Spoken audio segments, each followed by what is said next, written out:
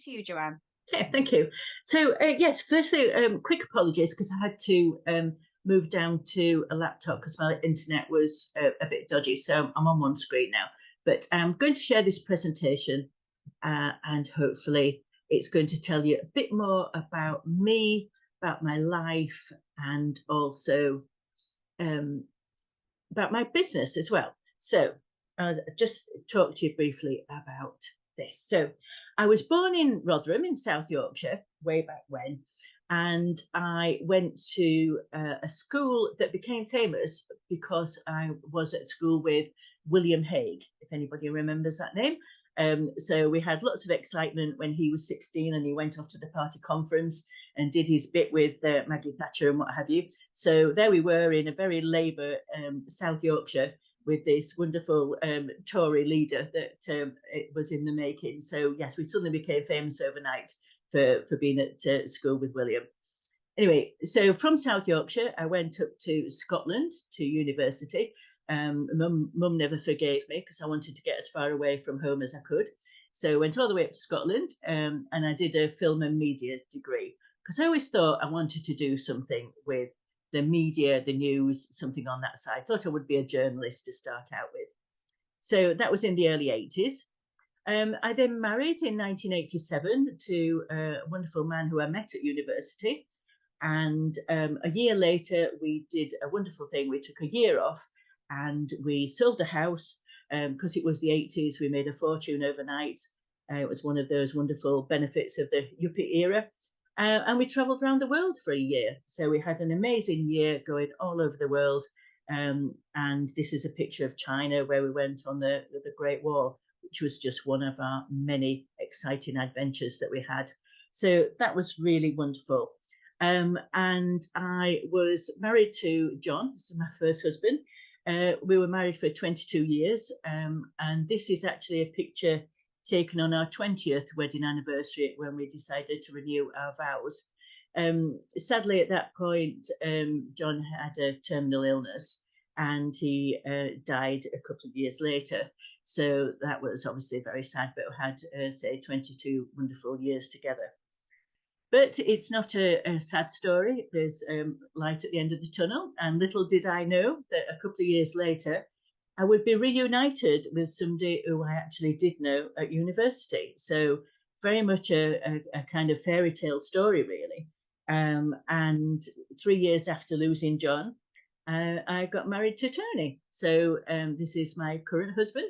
And I then went from having no family to having a ready-made family. So this is, as they were way back when, this is Ben and Marion and her daughter, little Ella. So that was 13 plus years ago.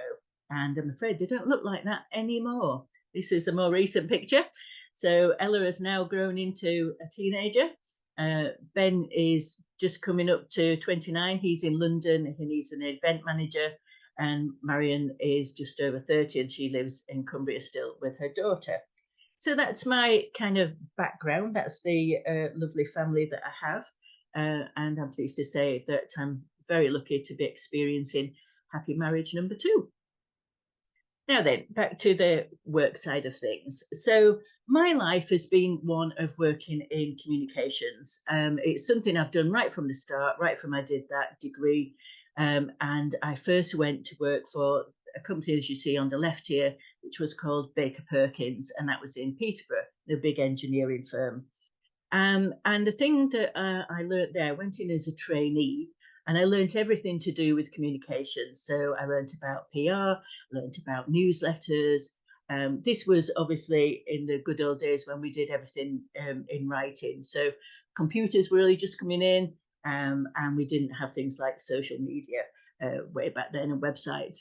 But what I did learn in this job and the one below it is all about merging. So I've been involved with companies that have been merging and have had to change their culture.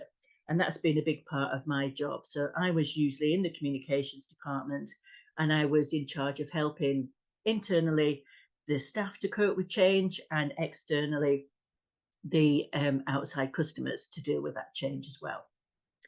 From there, I went to advertising agency and worked as a copywriter in an advertising agency.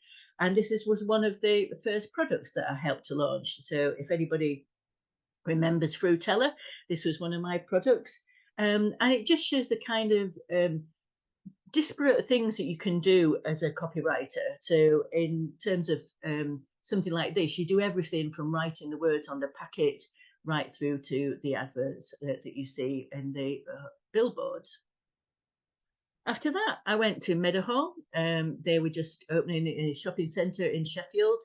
And one of the wonderful things I did there was host Pavarotti at a gala dinner, would you believe, in the Oasis food court. So this is all about building brand awareness. And if you've ever been to Meadowhall, you probably know all about it now. It used to get 26 million visitors a year. So it doesn't really need any introduction these days. Then I did things like appear on Watchdog with Anne Robinson. And this was me when I worked at Interflora and I had to defend our reputation. So that's something else that I've done in corporate life. Then I went to the Environment Agency and had to deal with crisis communications. And we went from flooding to drought and everything in between. So as you can see, over that kind of corporate career, I dealt with all different issues relating to communications, internally and externally. So when I got made redundant in 2017, I decided to take a couple of years to look for interim roles. And then by 2019, I decided it was time to go it alone. And I set up JP Writing Services. So I chose the name because I thought people wouldn't understand the word communications. It can obviously mean lots of different things to different people. But at the heart of everything I'd done really was writing. So I decided that that's what I wanted to tell people about. So as I mentioned in my introduction, today I help people with their writing, but I draw on all that experience. So all those 30 years in the corporate world. So I help people to think about their strategy, first and foremost. So what is it that they're wanting to achieve with their writing? Who's their target audience? So that we know, obviously, who we're writing for. And then we focus on the words and the messaging. So I help people to really work out what communication they need to do and then what is the best way of doing that. And as I mentioned, I do things like write websites, write blogs, articles, PR, etc. And it really is about looking holistically at those words. So it's not just simply the words on the page, but it's what they're achieving for that business. And this is kind of a word cloud that I pulled together of some of the things that I think about when I'm working with my clients now. So it is about communications, it's about copywriting, but it's also about that strategic content. It's about training. It's that really holistic approach to their business. So I appreciate that's been a really whistle-stop tour of me and my writing, but there's one more aspect to it. And that's that I became an author. So just over 2 years ago, I launched my first book, Slice of Bakewell Tart. And that was all about whether I could I write a book? I'd written non-fiction for all my life, as you've seen, but could I actually tell a story in a different way? So yes, I published my book. And as Marie and others will know, book 2 has been coming soon for the last 2 years. So it's not very soon, but we're about 3/4 of the way through now. So before long, maybe start of 2024, book 2 might emerge. And so that's me. That's a whistle-stop tour of the life and works of Joanne Parker. I think I've got about 30 seconds left. So if there's a quick question, Awesome. I'm happy to take it. Awesome. Thank you so much, Joanne.